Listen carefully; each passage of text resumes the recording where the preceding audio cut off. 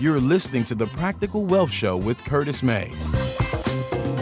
All right, guys. Hey, welcome to another episode of the Practical Wealth Show. So I'm excited. I have two friends of mine, Lorenzo Jackson and Anthony Lee. Apparently, Lorenzo said he doesn't remember. I don't remember him dunking on me or something. We were playing at Narva. I've blocked it out of my memory as a bad thing.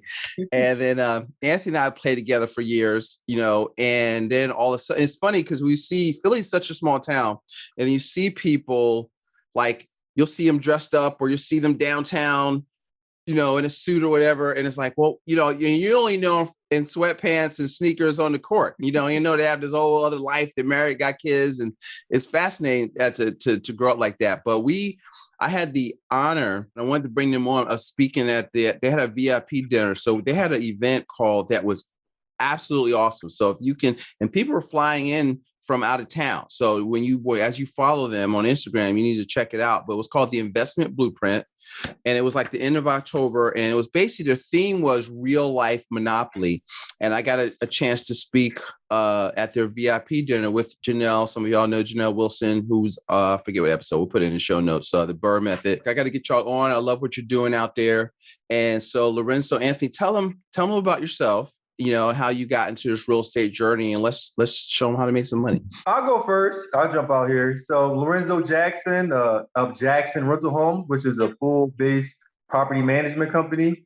I got into real estate a long time ago. My father was a real estate investor, so I'm a second-generation real estate investor. And just watching him manage the properties correctly, maybe incorrectly, I was able to learn a lot of things at the early age of 12. So as I went to college, I went to Hampton University. I went as an entrepreneurship major I knew I always wanted to get into real estate. So as soon as I graduated, I became a real estate salesperson. And from sales, I got out in 2008, and that's when everything shut down. Right. But I picked up rentals. Once I realized I can make just as much money renting out homes as I could selling them, I completely started just rent out homes. And then I got a corporate job as a property manager for 10 years. I managed one of the larger apartment complexes in Philadelphia.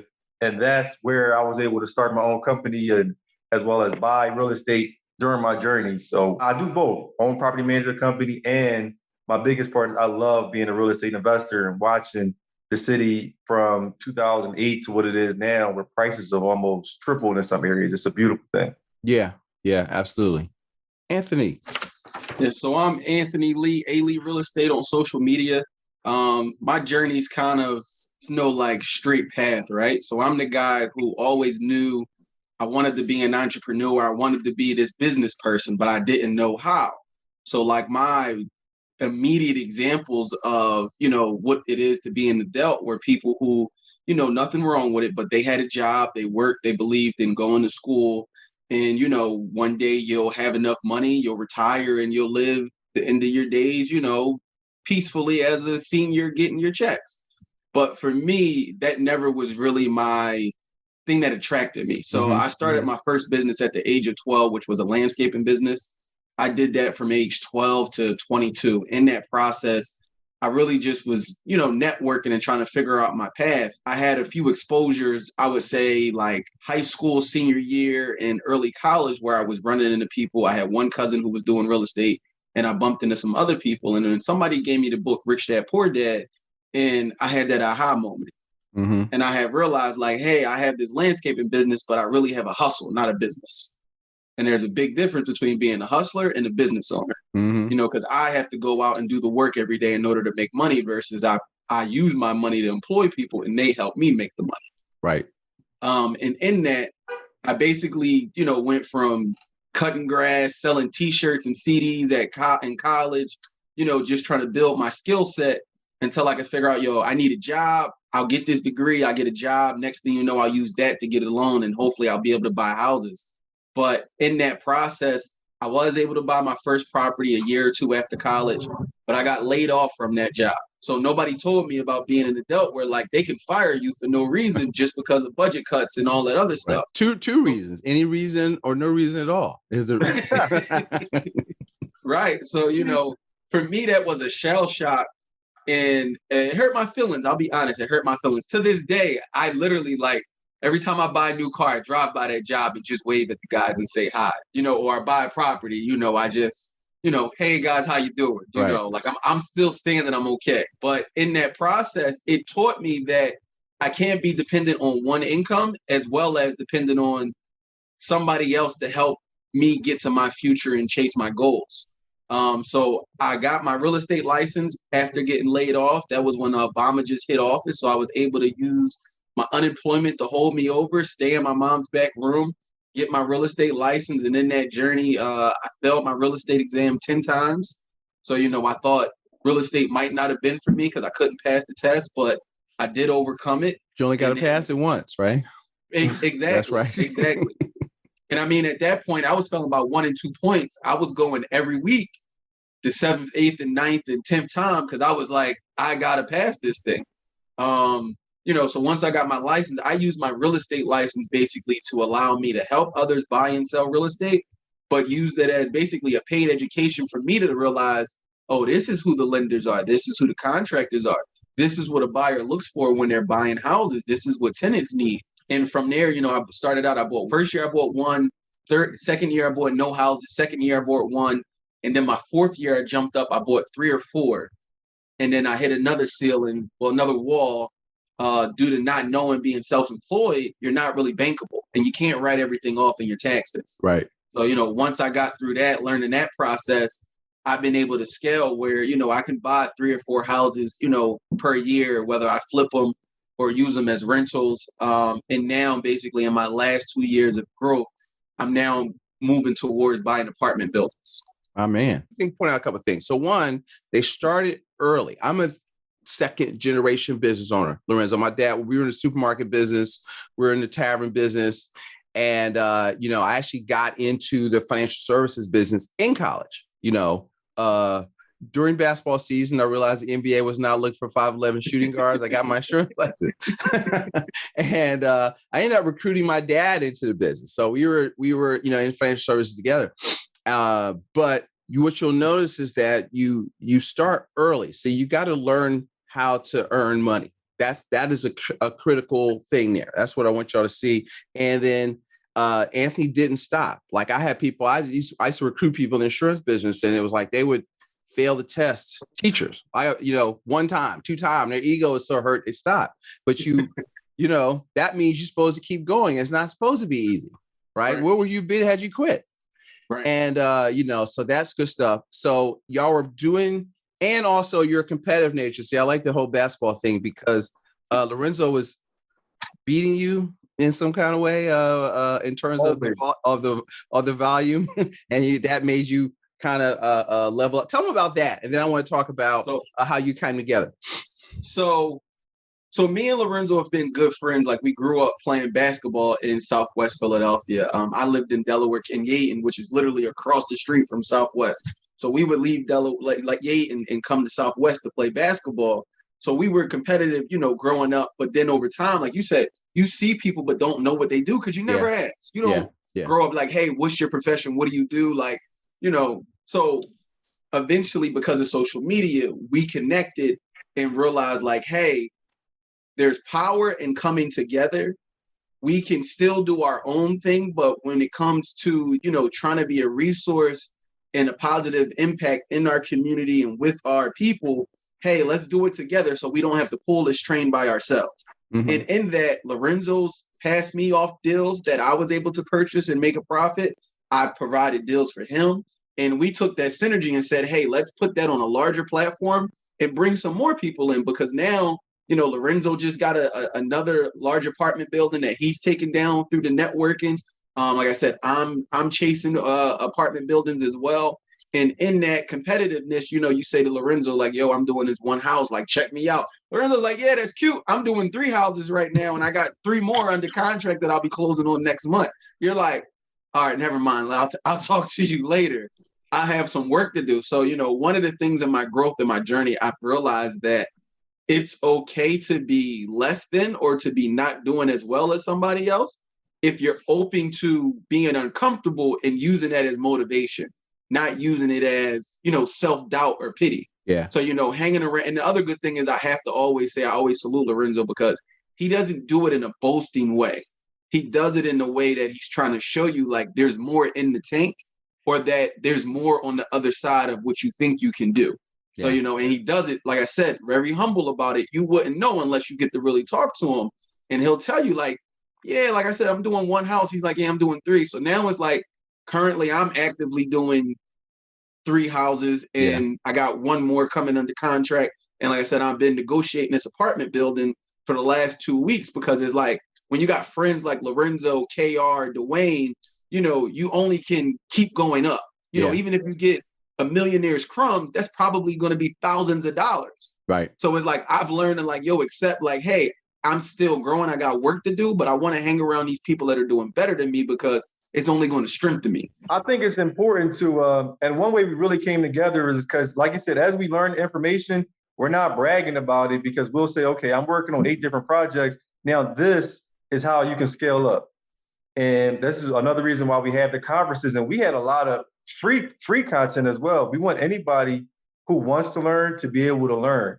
So we'll have some free stuff and then some stuff you may have to charge for, but it's really getting the information back out to the community because all 3 of us, we may have been exposed, but if I had someone at 15, when I was 15, came and said, look, I'm a millionaire. I don't sell drugs. I just simply get up and go to work. I think I think every kid in our community, they need to see that. Yeah. So when we come in and say, look, I got 40 houses or KRs, we got 100 houses. We're not bragging. It's like, look, there's a way out of this. And you don't necessarily have to, necessarily work a 9-to-5 job, nothing against, but you have options. So I want you guys to and this is when we talk to the kids, you have options. There's nothing wrong with being a plumber or an electrician. You can use your hands. And like similar to what you said, being a real estate thought, it looks good, but sometimes the numbers, they're just not there at the end of the day. But it's so important to get everybody on board with the information and then let them execute on their own. People will live up to expectations. Kids will live up to the expectations you set for them. So I always try to, with our kids, I tell people compete, but don't compare, and run your race. Don't worry about what other people are doing. You just focus on being the best you could be. Like I always tell people I like track and swimming because they call it their PR. They're trying to win the race, but they really, if they come beat their best time, they're happy. And I think that, listeners, as you're listening to this, as you start down this journey, because what I want to talk about. So remember, the name of the game is you want to become and remain financially free. Tell me when I say that, you guys, because I'll ask my clients this, do you want to become financially free or financially independent? What does that mean to you? And they give me all kinds of crazy answers. So I want, so I got to bring them back in because it's hard to reach a target you don't have, right? And they're all over the place. So what does that mean to you guys? And then I wanted you to talk about how you help your clients, your mentees work towards that objective using real estate as a vehicle. So for me, financial freedom has changed over the years. So in my growth of maturing now as a husband, a father, like I thought success or financial freedom was having fancy cars and Gucci belts and, doing crazy stuff just because you got money. But now that, the money has a purpose, I think that's when things change. So for me, it's, hey, my wife doesn't have to go to work because she worked in a hospital and, work during COVID. Right. Like, hey, now my wife can choose, like I can do this or I don't have to do this, but bills are paid. In addition to that, hey, our lifestyle was paid for, but whether I get up every month, these bills in our household are taken care of because of the properties or the things I've done in the previous years with my time. Yeah. So, to summarize it, being financially free for me is not having to do things for money, but choosing what I want to do for money. Yeah. Now, for me, it like you said, it's evolved, it's changed as well. My original goal was to not have to work for anyone else. And once I quit my job, it's been 3.5 years, then we started to change. So, okay, now I want to make sure that my kids don't have to work for anybody if they don't want to.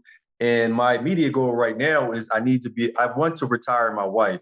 So And I love when you say becoming, because some of it is not necessarily about actually making money, but it's the person that you become along the journey.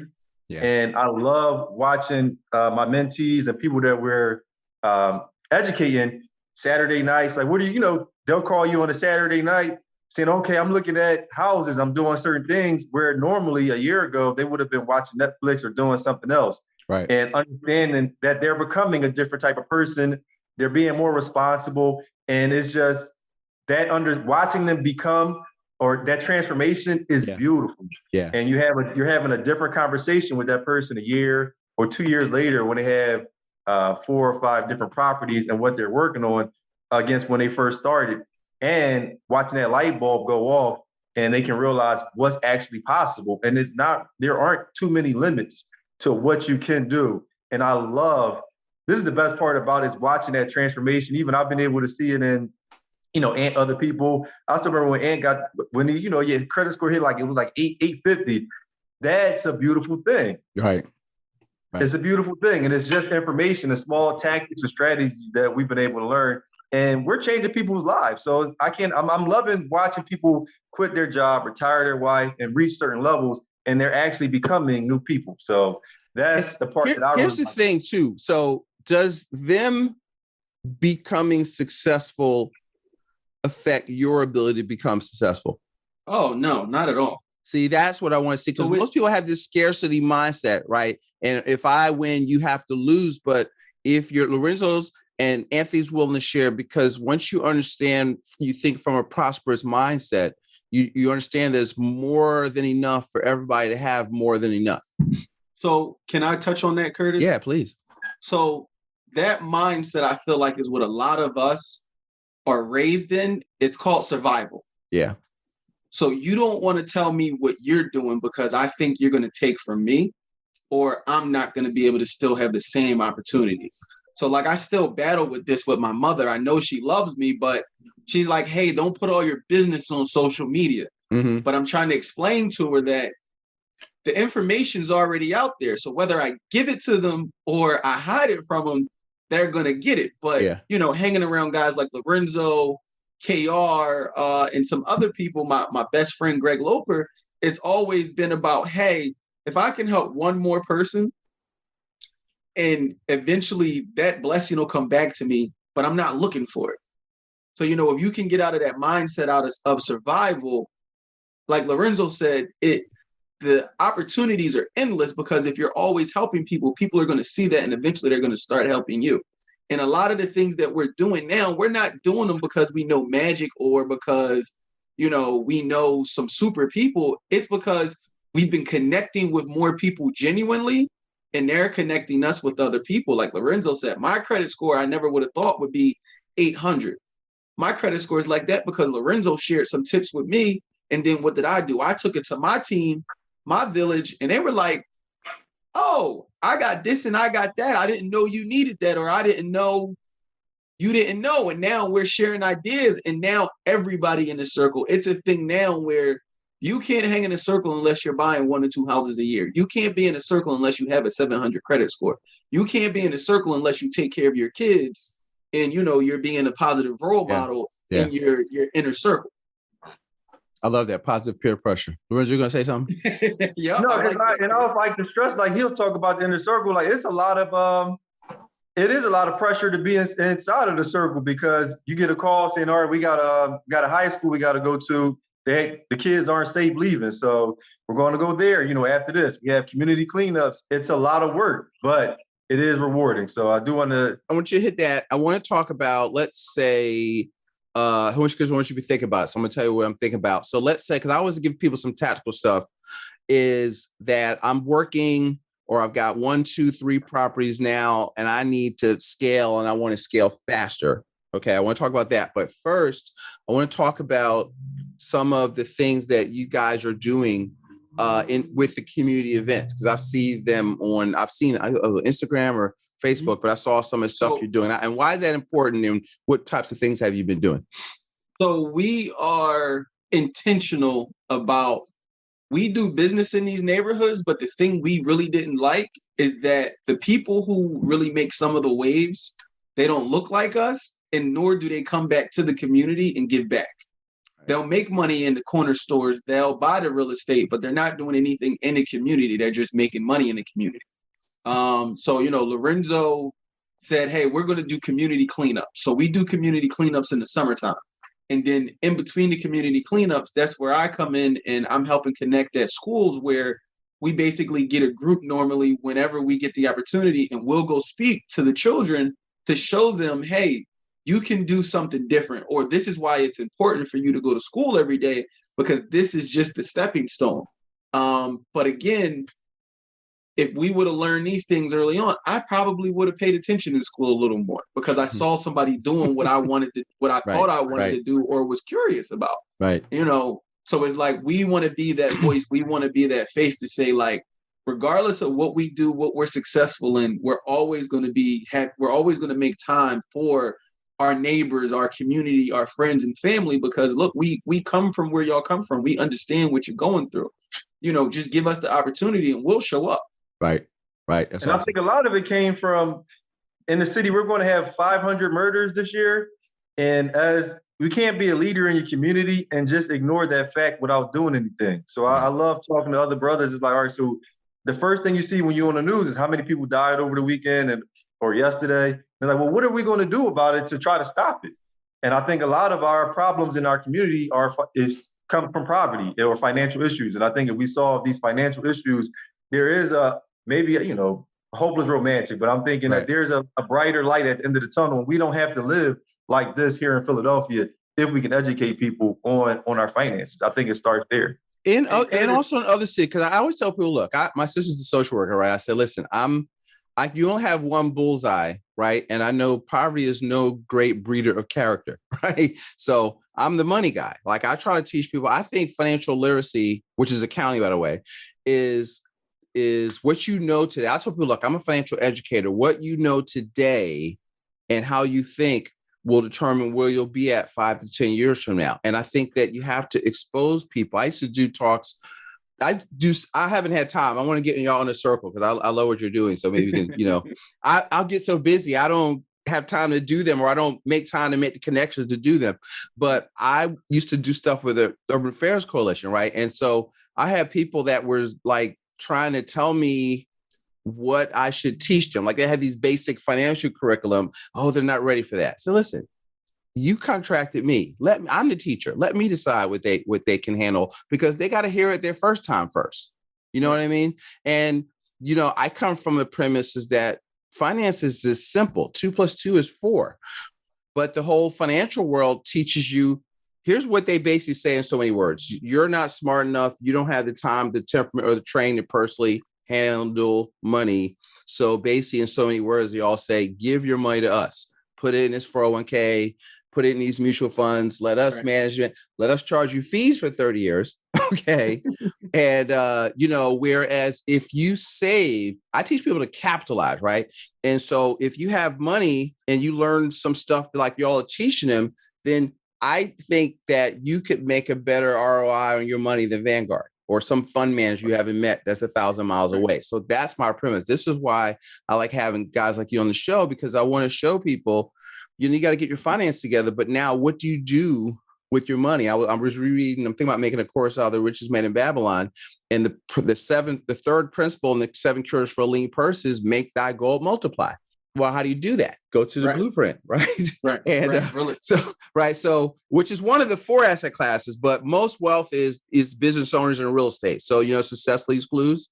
And so now let's answer this. So now let's say I'm hearing this from a beginner. I'm working hard, because here's the funny thing, because what I would try to do is teach people, all right, you need to save money. I teach you got to have velocity. I want our clients to focus on cash flow and business cash flow and investment cash flow. But then it's like, they're like deer in headlights. How do I do? Because they don't know anything more than just put money in the 401k and hope the market goes up.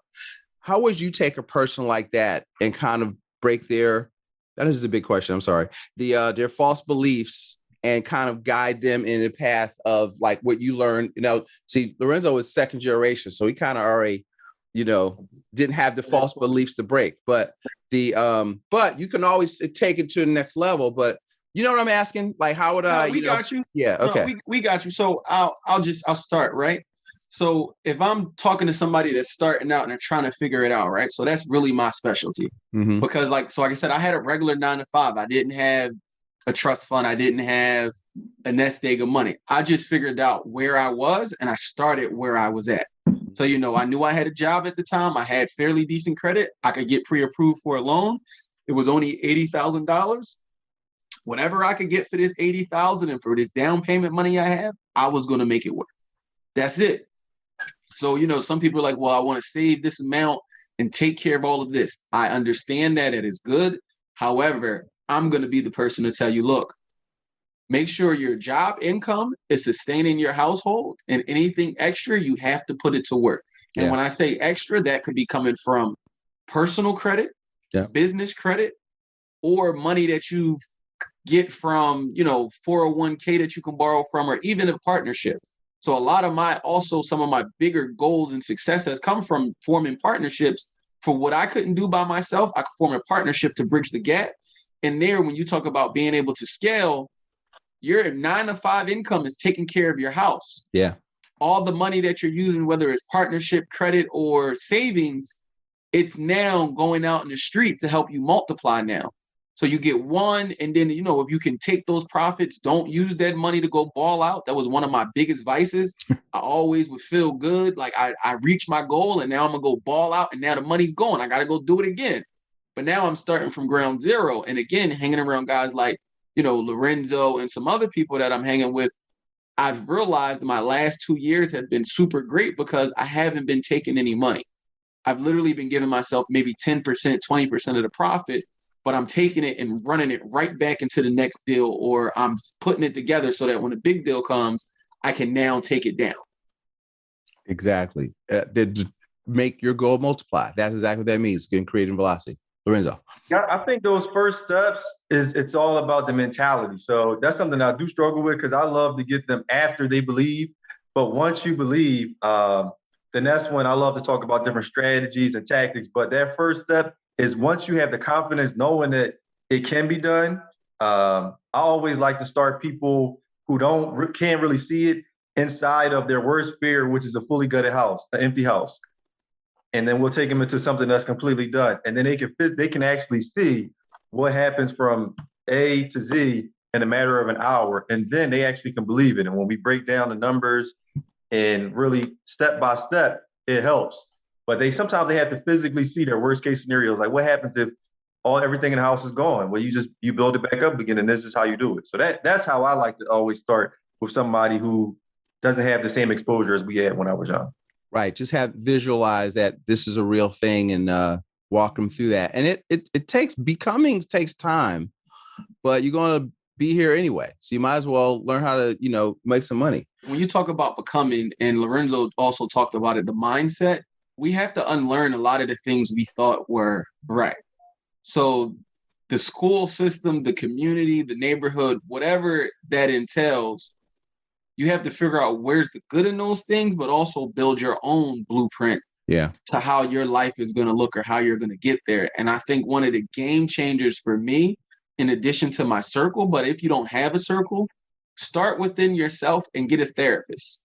You don't necessarily need a business coach right away, but the most affordable thing for you, just to work on your mindset and unbag a lot of things that are stopping you from growing, is that mental therapy. If you can get that mental therapy and get that clarity, the vision gets a lot easier to build because you don't have this baggage in these blocks in the mental.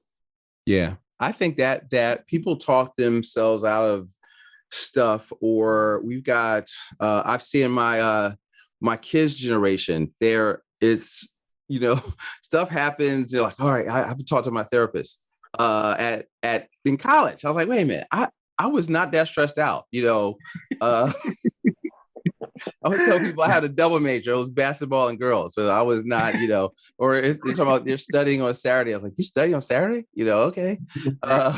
One of my kids, the other one, she don't really study on Saturday, but she's really smart. She get away with it. I had to work hard. And, but that's really just, most of this stuff is mental, and we have to learn how to get out of our own way. And so we just want to step right into doing because everybody wants to see that what I call the Instagram millionaires, but highlight reels. Yeah, the highlight reels, but you don't see the work. Like I used to like to I always tell people the story that when I was in middle school, I read a book about George Gervin, and I read he shot 600 shots a day. And I was like, and I always look for the clues, where they eat, how they work out, what was their schedule. And I was like, okay, so I had a buddy of mine, we used to shoot 400, 500, 600 shots a day, during the summer. And people say, well, Curtis, you can shoot. Well, I should be able to shoot because you should shoot 400 or 500 shots a day. Can't shoot anymore. But because it's really shooting is all legs, and now I can have no lift off. But whatever it is you're trying to do, like if you want to look, like does it cost any money to look at houses and analyze deals? Yeah. So you could look at stuff. So it becomes real to you. When we get done recording, you got to show me that thing. We should do another one on that that worksheet you showed at the beginning of the Cash to close. Yes. Yeah. Because I missed the part. I had to do a call. I shouldn't talk. I'll cut this out. But I missed the call. But I was trying to figure out where the money came from, because I was going to create another example to show people, because I help them save, how to find the money, and here is how you do this to get to this and build the cash flow. So we might do another Zoom with that, because I couldn't. I forgot. I couldn't figure out where it came from. Go ahead. So Lorenzo, though, can you tell him or tell the audience, tell them about the cheat code to the cash to close or being able to scale? Being able to, the cash to close, and I always say I needed to know exactly how much money I needed to buy a house. Okay. So similar to what you said, it's free to run numbers. So I would just run numbers while I'm watching the Sixers game. I would run the numbers on almost every house in the zip code, and I would run numbers on people's properties and see how much money they made. So when it came down to it, that was one of the things that I mastered. And let's say if I had $20,000, I would just try to find 2 or 3 houses that only need $6,000 and buy 3 or 4.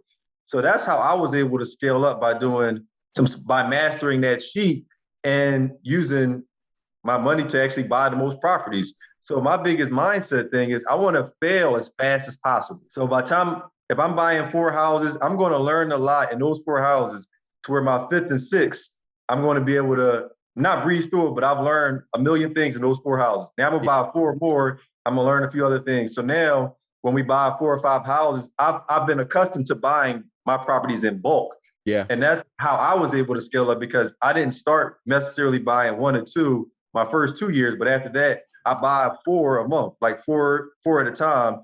So that's how my strategy works. Like, let me get 3 or 4 at a time. And I suggest everyone try that, because if you can, it's easier to get people working and keep them working. Yeah. And that's how I built a loyal contractor base, because they knew I always had work, and they will go from one house to the next. And by me always having work, they were loyal to me. I was loyal to them. Prices started to come down, and the quality of work just started to go through the roof. So one of the things you said just came back to me was that you talked about the numbers. You looked at a lot of properties or made a lot of calls, right? Talk about, because see, one of the things is that I always tell people activity produces knowledge. Knowledge does not produce activity, right? And so you have to do stuff to understand the properties, what looks good, what looks the neighborhood you like. But a lot of people don't look at enough stuff. It's like marrying the first girl you kiss, right? And right. Yeah, you got to get around a little bit. Right. You talked about I did 80 calls and whatever. And do you remember that conversation? Oh no, because it's true. I submit 80 offers. 80 assets. Yes. Mm-hmm. It's 80 offers now. Before, back then, it could have been maybe 20. But now the market is pretty tight. So I know I have to submit 80 offers before we get some accepted. And like you said, it's activity. Yeah. Learn it. Because some people, they want to submit maybe 3 or 4 and say, no, this doesn't work. No, you have to keep going, and you have to know your numbers. So just by submitting offers, you'll learn and say, hey, why didn't you accept my offer? Once again, failing at a rapid rate. Why didn't you accept my offer? You didn't offer as much money. You need this. So by the time I submit my next offer, I'm going to have all of, lessons from having all of the offers rejected. So you're going to have that one offer that's going to get accepted. You're constantly running your numbers, so you know where there's a profit at the end of it. And I always like to work backwards and say, how much money do I actually want to make? Yeah. And now I just reverse engineer it. So if I want to make $100,000 on a house, I'm going to run numbers on all these properties where I can make at least six figures on each house. How important is it to start with? How much do I want to make? I think that's key, because you don't want to, you could be going back to the real estate thought. You can do a lot for your Instagram and your Facebook, but at the end of the day, you could possibly lose money. I lost $26,000 on my first deal. And I always tell people that was tough for me, but you need to run your numbers and have a clear indication of how much money do you want to make, because you can do a lot of work for 9 months and walk away with I walked away with $6 one time off a refi. I still got to check my peers. Okay. So in addition to that, Curtis, knowing what you want to make will also help you with scaling and doing projections. So again, the difference between being a hustler and being a business owner. Business owners, they're able to tell you, hey, next year for 2022, I'm going to make 50,000 in quarter one, 50,000 in quarter two, 50,000 in quarter three, et cetera. It goes on. And this will also help you narrow down your target, because in real estate, everything looks good. Yeah. It all looks good. It's a house. You're going to make money. No, that's not true. But if you run your numbers in the beginning to know what the profits are, what the rehab cost is, how much money you're going to need to close. And that's one of the things Lorenzo mentioned earlier that I don't know, people understood that or heard that correctly. He said, hey, if I had 20,000, I'm buying 3 houses that I can use $6,000 to put down. So in that, if he's got 3 houses, he now has the potential, just say if he's going to make 40 grand off of each house after spending the 6 grand just to get each house, he knows already he's making 120,000 just in 1 year.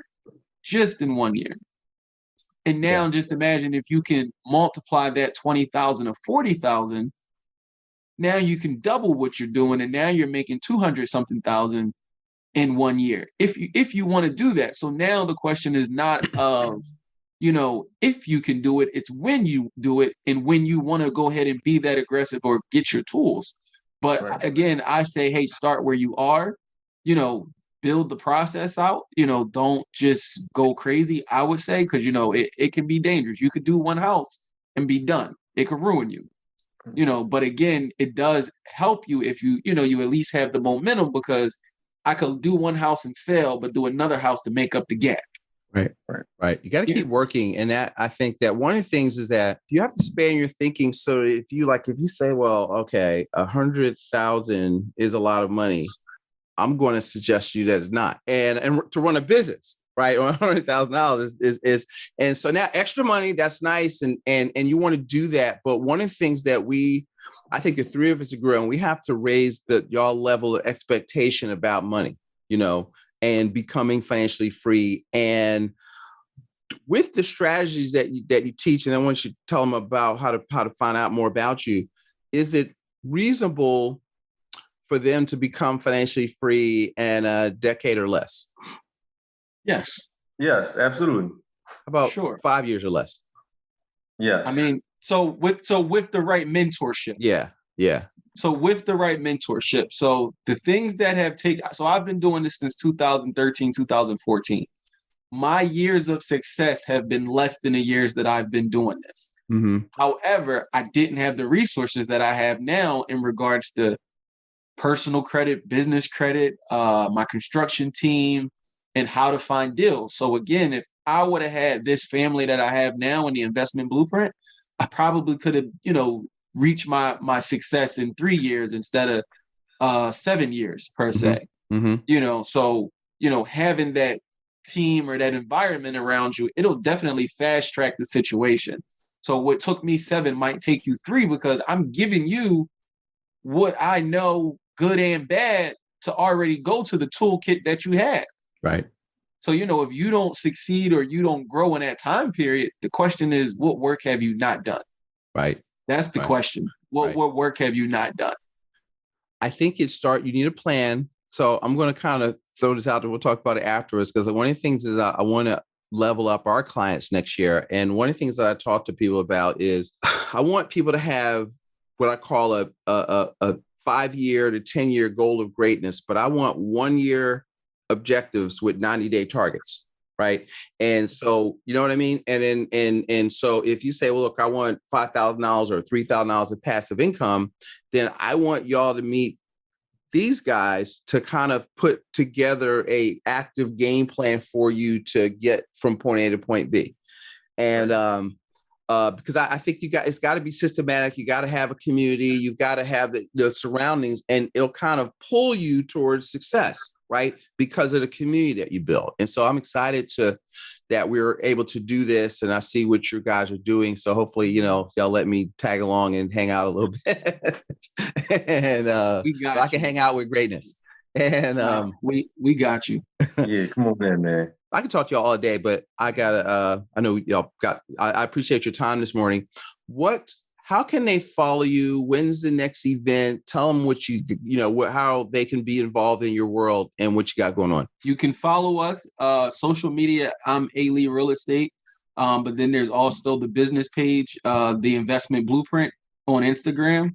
They can also text 267-493-0908 so that they can get in our Facebook community as well.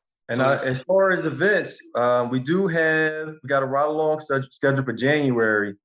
But I think that the easiest way for someone to get close is to come to a ride along or come to the community events, the community cleanups, working with the kids.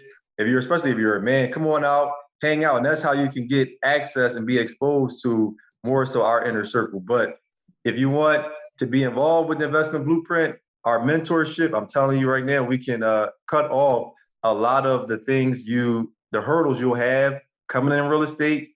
We'll probably save you almost 3 years of just learning by being exposed and what we know, how to pay contractors, how to look for deals, how to finance them. Spent last year making real estate investors, which is a beautiful thing. So we know we have an actual blueprint that works, and we'll get you in and out. There's no reason why you can't be 5 or 6 houses up in 18 months. Wow.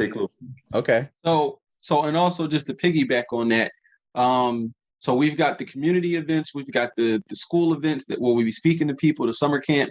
So January is the first boot camp. Then we're going to have another Investment Blueprint in April. Then we're going to have Investment Blueprint brunch. That's going to be invite only. That's going to be in June. And then we're going to have the second Investment Blueprint event for the year in October 29th, I believe is the date. And other than that, if for people who are like, hey, I don't want to necessarily go to the events, I don't like the education part, I need to be hands-on. So there'll be 4 ride-alongs next year that we'll be doing. So each quarter, you can expect to see a release date for a ride-along. And then if you want to work exclusively, like Lorenzo was saying, through our mentorship, we're going to be rolling that out early January. We're just fine-tuning some of the systems for it. But basically, you'll be able to work with us you'll basically be in the family for 12 months, but you'll have us hands-on, one-on-one, myself and Lorenzo, for 6 months out of the year, where we're going to help you basically get you a 700 credit score, figure out how to get you your business funding that you're going to need, and then we're going to help you build your team so that you can execute. And now while you're executing, you're also going to have the opportunity to, hey, I got this question. How can we help you? Hey, I got this problem. How do I solve it? We're going to help you streamline your system, because if you can't execute in 6 months, there's nothing else that we can really do.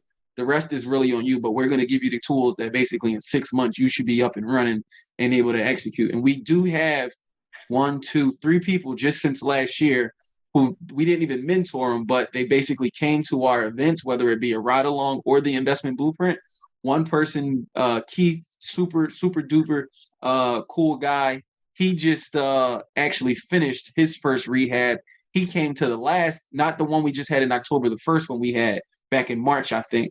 So he's just finishing that one up. He's getting ready to put a tenant in and refi that one.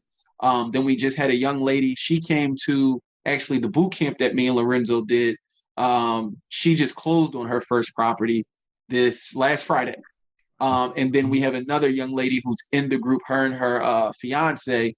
They just put under contract their first property that was off market that they got, where we helped them get the funding and find the deal off market. And we already have a tenant in place for them. So, they are executing. It's just a matter of, again, just putting yourself in a room and figure out what's going to work for you. I love that. So we will put all of those links in the show notes, guys. Make sure that you follow them, you reach out. Guys, thanks for coming on. And guys, thanks for listening. We'll see you next week. All right, Thank you. Thanks for listening to Practical Wealth. To access the show notes and resources, go to practicalwealthshow.com. To get your questions on the show, go to practicalwealthshow.com.